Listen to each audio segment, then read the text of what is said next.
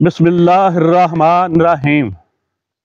ناظرین اکرام، آج ہماری گفتگو کا موضوع ہے کہ پاکستان اور پاکستانی معاشرہ اتنا پسماندہ کیوں ہے، اس میں اتنی غربت، بیماری، افلاس اور ناخواندگی کیوں ہے، جبکہ اللہ پاک نے جتنا پاکستان کو وسائل کی حیثیت سے نوازا ہے، شاید ہی دنیا کے کسی ملک کے پاس اتنے وسائل ہوں گے۔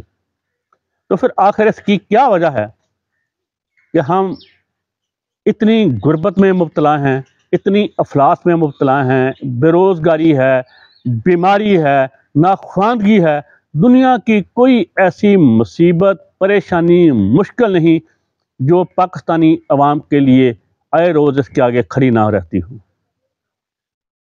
تو میرے محترم، میرے ناظرین کرام، میرے لیے صاحب ذی وقار، میرے سامعین ناظرین، گزارش یہ ہے کہ ہمارا مسئلہ نہ تو معاشی ہے کہ ہمارے پاس دولت کم ہے، نہ ہمارا مسئلہ اقتصادی ہے، نہ ہمارا مسئلہ انتظامی ہے، اور جان بوجھ کر پاکستان کو ایسا ملک بنا دیا گیا ہے جو ان گورنریبل ہے،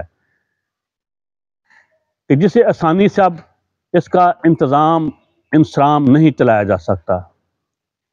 اور میں عرض کر دوں کہ مجھے دنیا کی سب سے زیادہ جو چیز میرے لیے ترجیح اول ہے، عزیز ہے خدا کے بعد، وہ یہ دھرتی ماں اور مجھ جیسے جو غلام ہیں 24 کروڑ اور ان کی آنے والی نسلیں، ان کا مستقبل عزیز ہے۔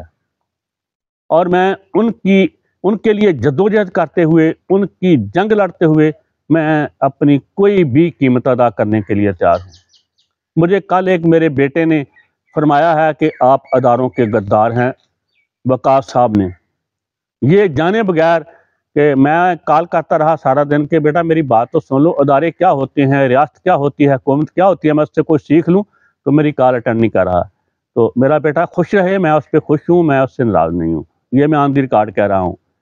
تو گزارش کر دوں کہ پاکستان کا ایک ہی مسئلہ ہے۔ ہاں، پاکستان کا یہ بھی مسئلہ نہیں کہ یہاں نمازیں کم پڑھی جاتی ہیں، یہاں قرآن پاک کی تلاوت کم ہوتی ہے، یہاں روزے کم ہوتے ہیں، یہاں جو ہے وہ عمرے کم ہوتے ہیں۔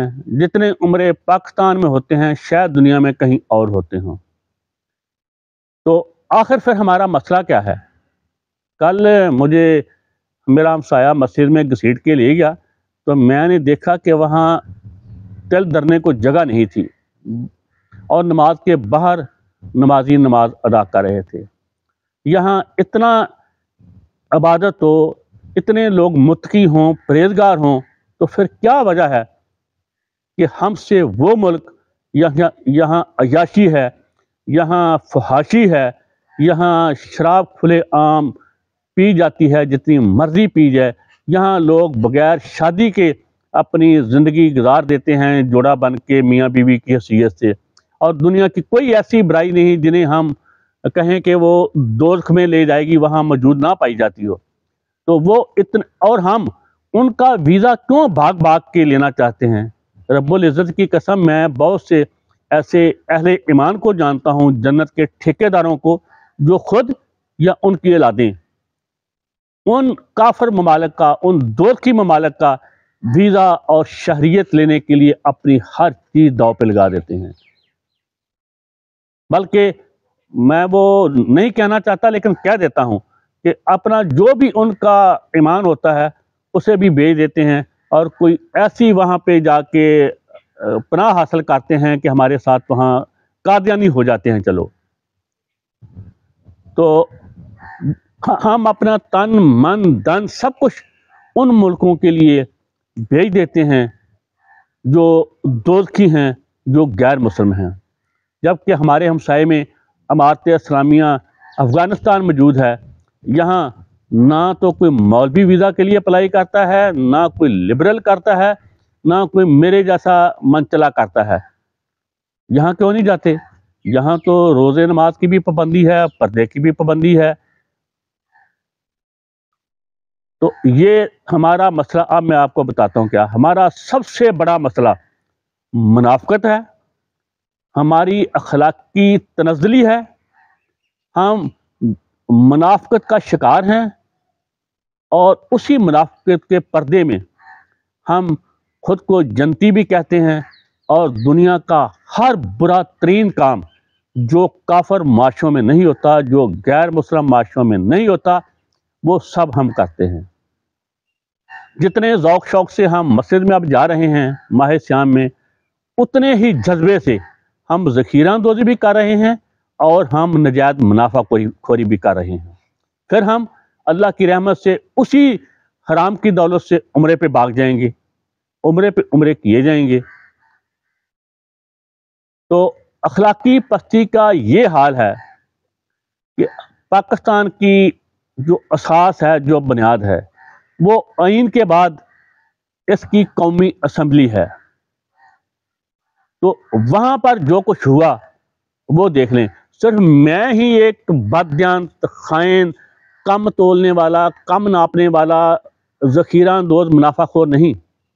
ہمارے اوپر جو بیٹھے ہوئے ہیں، سب سے اوپر، وہ بھی میرے جیسے ہیں. اور یاد رکھیے، کسی بھی حکومت میں، کسی بھی ریاست میں، کسی بھی معاشرہ میں اچھائی یا برائی ہمیشہ اوپر سے نیچے آتی ہے، نیچے سے اوپر کبھی نہیں گئی. وہ پھر انقلاب ہوتے ہیں جو نیچے سے اوپر کو جاتے ہیں. اور انشاءاللہ العزیز اس مقبوضہ پاکستان میں اب انقلاب کا راستہ کوئی نہیں روک سکتا. اس کی کچھ ٹھوس وجوہات ہیں، یہ میری خواہش نہیں، یہ معاشرہ اسی طرف جا رہا ہے. تو جو پاکستان کی اساس ہے قومی اسمبلی، اور جو الیکشن کمیشن ہے، یہ بھی پاکستان کی سب سے بڑی اساس بنیاد ہے، جس کی بنیاد پہ ہم اپنے حکمران منتخب کرتے ہیں. اور اس کا کام ہے ٹرانسپیرنٹ الیکشن کروانا، شفاف، منصفانہ، دیانتدارانہ، ایماندارانہ.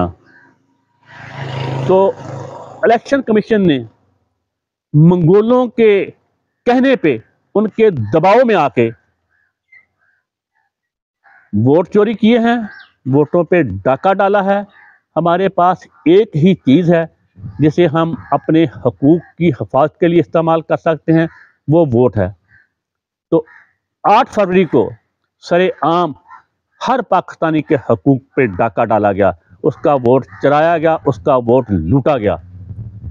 میرا ووٹ تو محترم نواز شریف کو میں نے دیا، لیکن وہ کاؤنٹ عمران خان کی طرف ہوا. تو اب اس مرحلے پہ میں آپ کو لیا ہوں جو میرا مطمئن نظر تھا. پاکستان اس حد تک اخلاقی تنزلی کا شکار ہے، اس حد تک منافقت کا شکار ہے، اس حد تک مفاد پرستی کا ہم لوگ شکار ہیں، اس حد تک ہم خود غرضی کا شکار ہیں، اس حد تک ہم خاندانی مفادات کے اسیر ہیں، اس حد تک ہم گروہی مفادات کے اسیر ہیں، اس حد تک ہم مال پرست ہیں، حرام پرست ہیں، ہم حرص پرست ہیں، ہم ہوس پرست ہیں کہ الامان الحفیظ. پاکستان میں 4 عہدے ایسے ہیں جن پہ کبھی کسی بھی ملک میں آنکھیں بند کر کے ان کی بات پہ اعتبار کیا جا سکتا ہے، کسی بھی ملک میں. نمبر 1 چیف جسٹس کسی بھی ملک کا.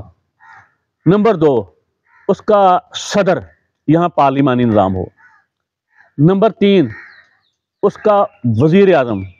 Number 4 army chief. کسی بھی مغربی ملک میں مجھے یاد ہے کہ بل کلنٹن نے ایک دفعہ اپنی قوم سے چھوٹا سا جھوٹ بولا تھا، تو اس پہ اس کا مواخذہ ہو گیا تھا. تو اس کو انہوں نے کہا تھا کہ آپ صدارت کے لائق نہیں ہو، وہ دوزخی معاشرہ ہے، وہ غیر مسلموں کا معاشرہ ہے، انہیں ہم نے جنت میں نہیں جانے دینا، ہم نے جنت کے ٹھیکیداروں نے. ادھر کیا ہوا؟ سارے ملک کا الیکشن چوری کر لیا.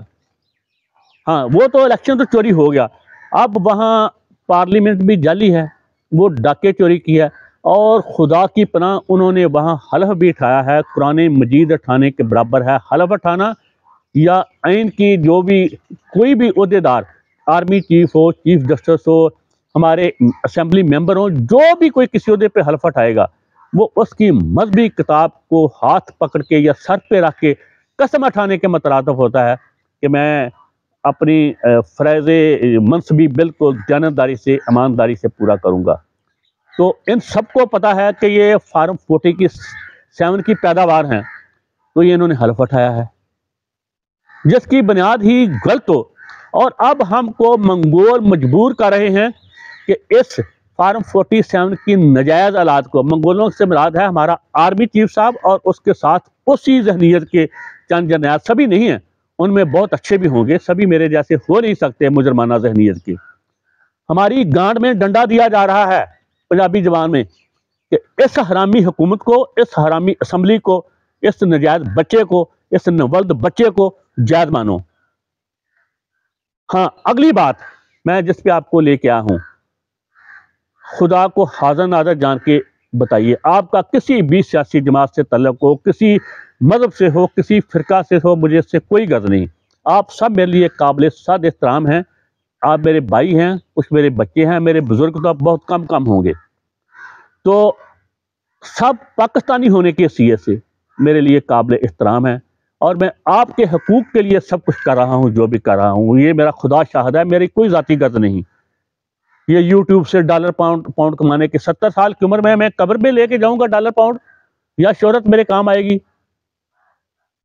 تو یہ بتاؤ، آپ میں سے کتنے فیصد ایسے ہیں جو محترم آرمی چیف، جو ماشاءاللہ سید بھی ہیں، آسم بھی ہیں، منیر بھی ہیں، کہ میں نہیں جانتا ہوں، اس لیے میں علیحدہ کرتا ہوں، ان کی زبان پہ جن کو اعتبار ہو، جن کو ڈی جی ISPR جو میرے ہمسائے ہیں مانا والا سے، ان کی زبان پہ کتنوں کو اعتبار ہے، چیف جسٹس کی کسی بات پہ کس کو کتنا اعتبار ہے، اور یہ وزیر اعظم جو ناولد ہے، جو ہوائی انڈے کی پیداوار ہے فارم 47 کی وجہ سے، اس کی بات پہ کسی کو کتنا اعتبار ہے؟ میرے مرشد زرداری جو صدر پاکستان ہیں، قومی گروپ والے، ان کی بات پہ کتنوں کو اعتبار ہے کہ وہ جو ہم سے بات کرتے ہیں وہ سچ کرتے ہیں؟